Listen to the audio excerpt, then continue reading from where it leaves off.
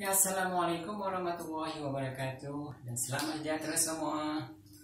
Ya, apa kabar semua? Diharap semua sehat Oke, bertemu kembali.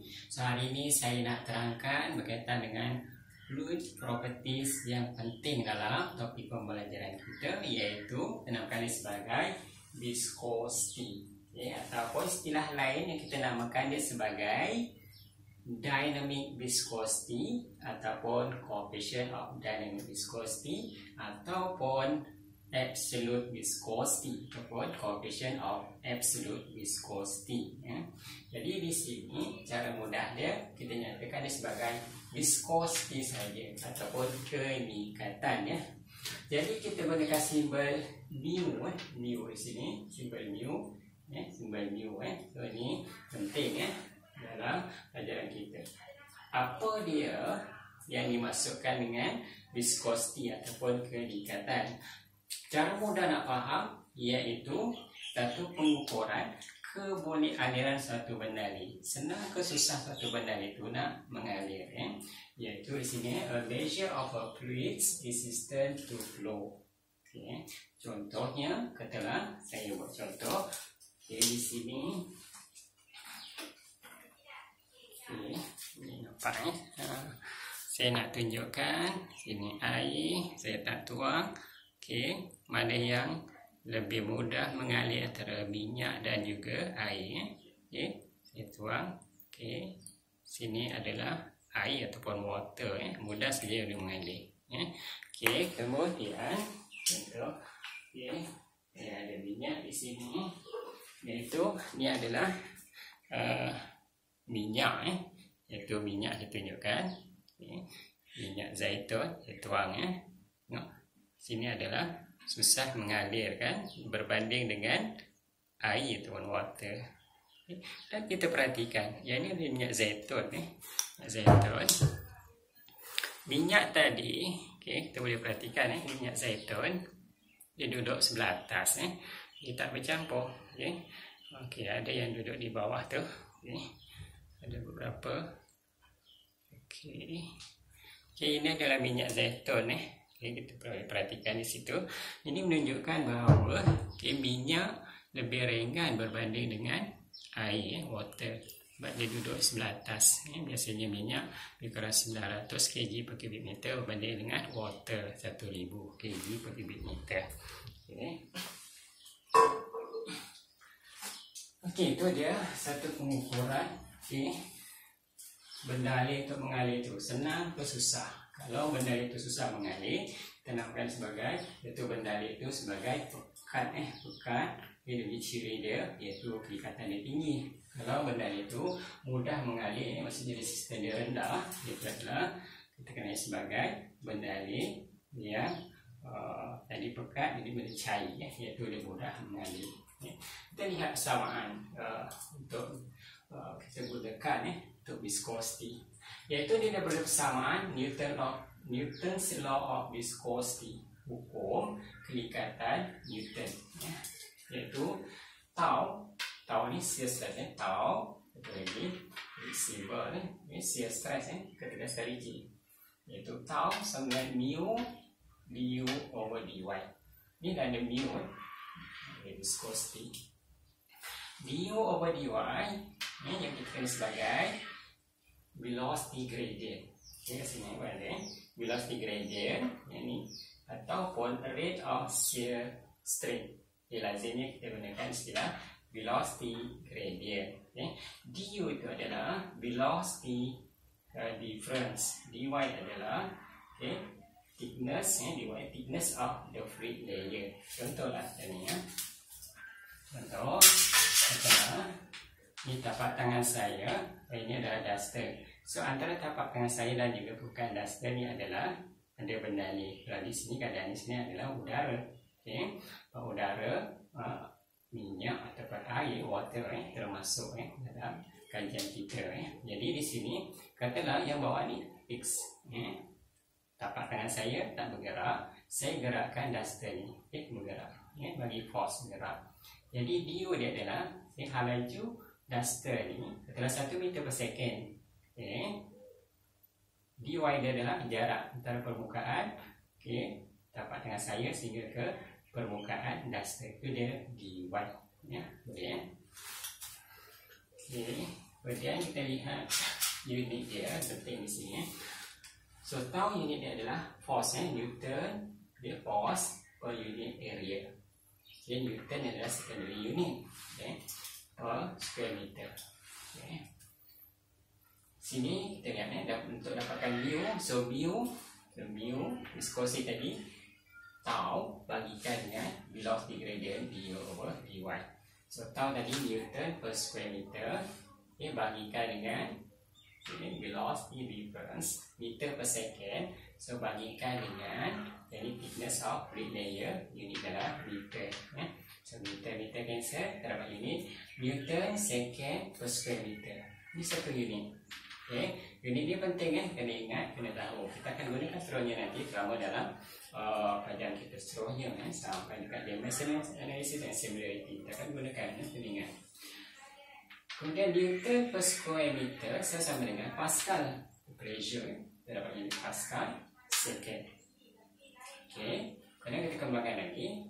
Sini Newton secondary unit. Okay. Dia punya primary unit dia adalah kg meter per square second. Okay. Jadi second ini boleh cancel. Okay. Kemudian sini square meter.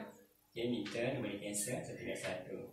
Jadi kg per meter per second. kg per meter per second. Ini tiga unit yang sering digunakan bagi viscosity. Ataupun yang third unit, ya, masih digunakan lagi. Okay. Pertama katalah kita nak ukur viscosity bagi satu benda ni, kita gunakan katalah viskometer. Masih ada lagi unit iaitu dengan poise. Satu berbanding satu poise sama dengan 0,1 Newton second per square meter. Ini unit besar, biasanya dia nyatakan dalam bentuk unit centipoise. Okey, selanjutnya kita lihat dia berdalih antara dua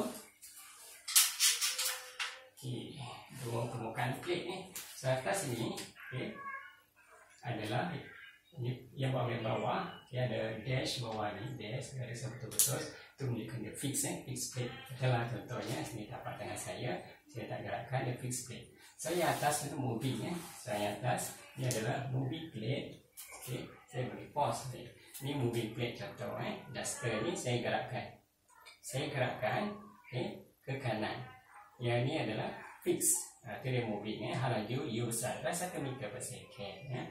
Jadi yang sini, yang biru ni, okay, yang ini kita namakan sebagai velocity profile.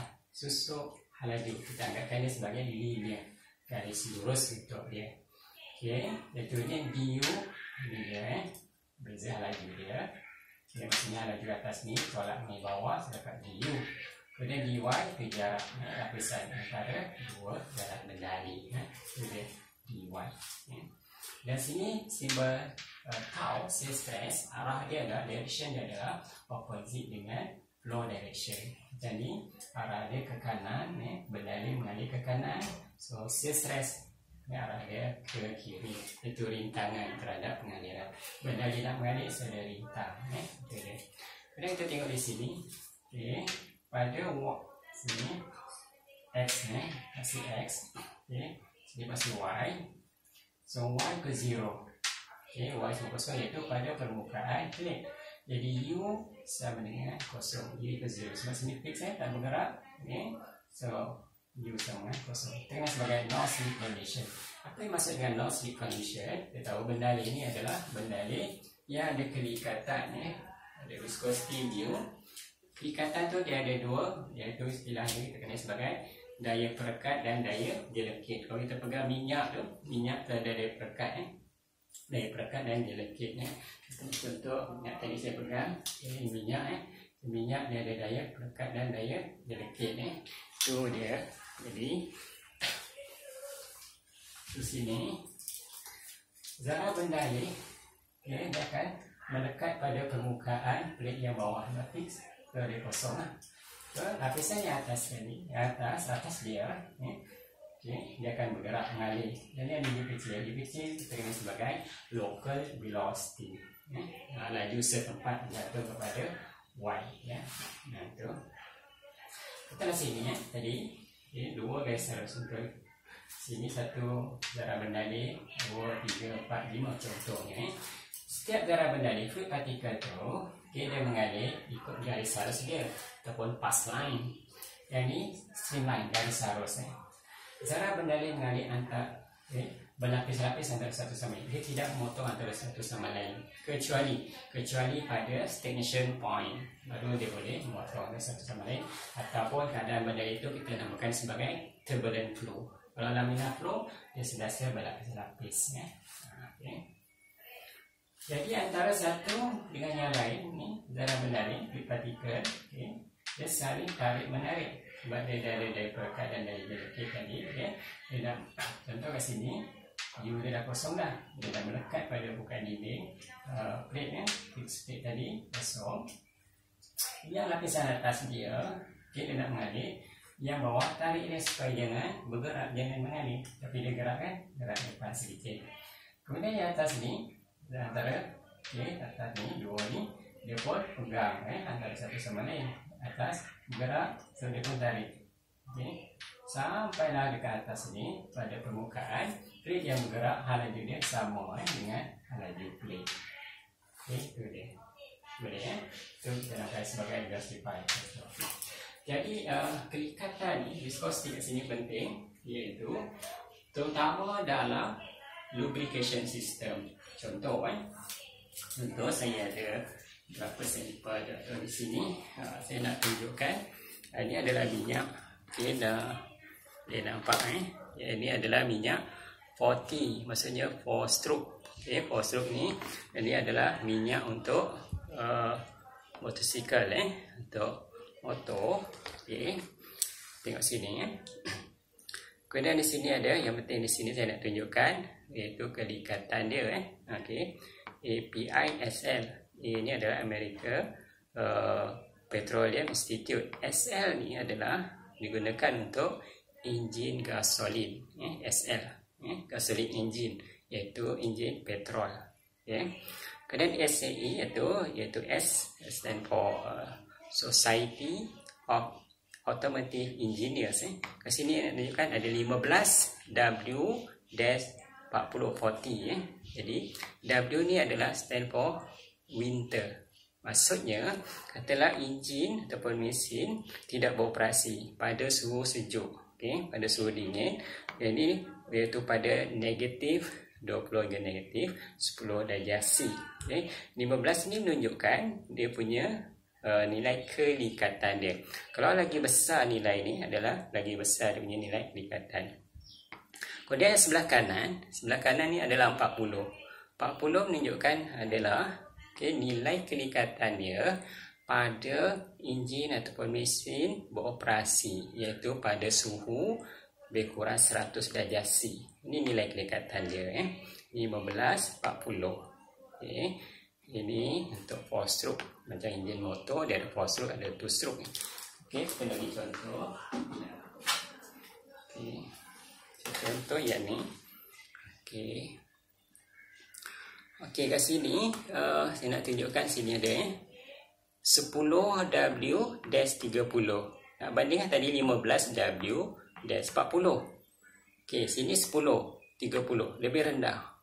Jadi ini menunjukkan nilai kelikatan dia adalah lebih rendah, berbanding dengan 15W-40 tadi. Kita tengok sini, saya ada synthetic formulation, maksudnya minyak sintetik. Kita tahu minyak ni ini minyak silinder ataupun minyak hitam. Minyak silinder ni dia ada 3 kategori, iaitu minyak mineral, semi sintetik dan fully sintetik. Apa beza dia sintetik dan juga mineral? Kita tengok sini, satu kelikatan dia, viscosity dia sini 10-30 10-30. Kemudian yang ini 15W-40. Ini biasa sering untuk cuaca Malaysia. Kita tak ada winter, tak ada sampai suhu negatif pun. Yang paling pun belas-belas je. Jadi kamera highlight. Jadi di sini kita gunakan 15W-40, 40. Ini agak tinggi dia punya berbandingan tadi 10W-40. minyak mineral dan juga minyak yang sini katalah sintetik. Sini ada tulis sintetik ya. Ini synthetic formulation. Dia punya keikatan dia rendah. 15 30 15 di 15 40 tadi 10 30. Apa beza dia? Minyak sintetik dengan mineral. Sintetik ni dia punya keikatan dia boleh jangka hayat dia. Nak berubah, nak kurang, dia lebih panjang lagi. Contoh kalau pakai synthetic synthetic oil, dia punya minyak tu kita tukar. Kalau untuk ini kereta kita boleh tukar dia sampai 10,000 km tergerak baru kita tukar. Kalau enjin kita gunakan mineral, setiap 5,000 km kita akan tukar. Ini contoh lagi saya ada. Nanti tekan. Contoh yang ini pun masih mineral oil yang ini. Boleh perhatikan. Saya nak tunjukkan. Sini rata-rata kita kat Malaysia 15W40. Yang ini adalah untuk diesel engine CL dan tadi SL gasoline engine. Yang ini untuk diesel engine diesel engine 15W40. Ini untuk kenderaan berat seperti 4-wheel drive, bus, truck, lori, itu semua kita gunakan minyak diesel engine diesel. Jadi ini adalah minyak silinder dia itu dia perbezaan dia. Kemudian satu lagi kita bandingkan dari segi kelikatan. Contoh di sini saya ada satu contoh ini adalah manual transmission gear oil. Ini minyak gear dalam gearbox. So perlukan minyak juga iaitu sini gear oil kita perhatikan sini 80 W dan 90. Ini menunjukkan bahawa nak bandingkan yang tadi 15, 40, 10 dengan 30, ini nilai kelikatan dia adalah tinggi. Ini untuk dalam gearbox gear minyak gear. Jadi kelikatan dia kita perlukan tinggi pada keadaan sejuk ataupun pada suhu negatif 20 ke negatif 10 iaitu 80 dengan nilai kelikatan dia. Ini pada suhu panas kita buat operasi dia katalah pada suhu 100 darjah C. Enjin biasa dalam suhu 100 darjah C itu dia punya kelikatan dia adalah 90 tinggi itu gear oil. Jadi ini penting tujuan dalam lubrication system. Kelikatan tu kita perlukan kelikatan untuk mengelakkan daripada komponen yang bergerak daripada berlaku geseran jadi kalau antaranya ada minyak kelinci dia nak lindungi daripada permukaan yang bergerak, yang bergeser itu daripada haus wear and tear di situ. Apa perbezaan, apa kelebihan, apa kekurangan kalau minyak kelinci itu kelikatan dia tinggi dan rendah? Contoh tadi fully synthetic dengan mineral. Yang sintetik tadi dia punya nilai yang W sebelum W itu adalah 10-30. Mineral 15-40. Sintetik dia punya kelikatan ni lebih rendah daripada mineral. Apa sebab? Kalau terutama di sini kita nak cari dia punya tau yang disebabkan oleh mu. Kalau mu kelikatan dia tinggi, tau tinggi, so katalah dalam komponen yang bergerak tadi kita perlukan daya, force. So force, untuk force ini, force adalah tau darabkan dengan area. Sini area yang ni yang bersentuh dengan minyak. Tau darab A serapa force. Kalau tau tinggi, maksudnya force juga akan tinggi. Jadi kalau dalam enjin, force tadi kita perlukan daripada enjin. So enjin, kuasa enjin. Kuasa enjin dapat daripada pembakaran minyak itu bahan api. Jadi kalau mu rendah, so F juga akan rendah, so penggunaan bahan api juga akan dikurangkan. Iaitu dia viscosity tinggi kita perlukan untuk melindungi permukaan daripada kawasan dan juga mengelakkan daripada kebocoran. Pada masa yang sama, Okay.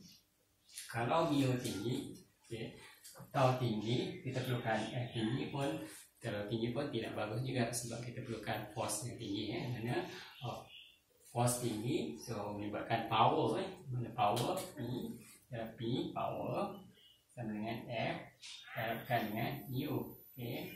F darab U, power ini dalam watt kan. So F Newton, meter per second, Newton meter joules, joules per second, so dapat watt power. Ini dapat watt ya. Okay, yang ni, okay, kalau F ni tinggi, so power juga akan tinggi. Okay.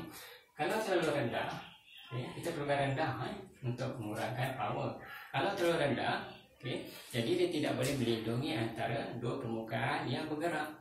Okay, dia akan menyebabkan kawasan dan juga kebocoran minyak itu. Okay. Kemudian satu lagi iaitu terkenal sebagai kinematic viscosity. Selain daripada viscosity, satu lagi iaitu kinematic viscosity dengan simbol no, okay, no, dan no sama ada mu over rho. Mu tadi ikatan, okay, viscosity bagikan dengan density, mass density. Mu sama kg per meter per second.